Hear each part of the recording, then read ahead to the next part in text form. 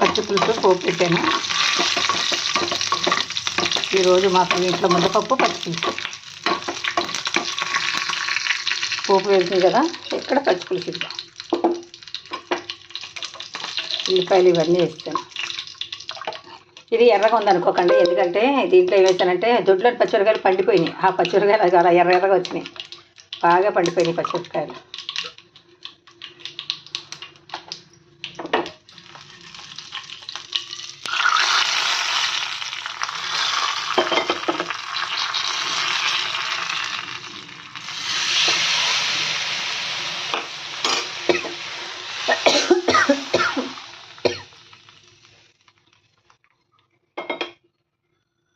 అదిగో పచ్చి పులుసు.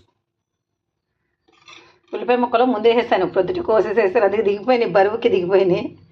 ఇప్పుడు పోపు పెట్టనమాట. పచ్చి పులుసు బాగుంది కదా, బాగుంటే కనుక మీరు అందరూ తయారు చేసుకోండి ఇలాగా. Like, share, subscribe. నమస్తే. ఇదిగో పప్పు కూడా అయిపోయింది, ముద్దపప్పు పచ్చి పులుసు రెండు కాంబినేషన్ బాగుంటుంది కదా. ఇదిగో పచ్చి పులుసు పోపు వేసాను కదా, పచ్చి పులుసు ముద్దపప్పు. ఈరోజు మా వంటలో నేను మా ఆయన గారే కదా, అందుకని కొద్దిగా వండుకుంటున్నాం. కొన్ని కూరలే వండుకుంటున్నాం, ఎక్కువ తినలేకపోతున్నాం ఇద్దరున్నాం. అందుకని లైక్, షేర్, సబ్స్క్రైబ్. నమస్తే.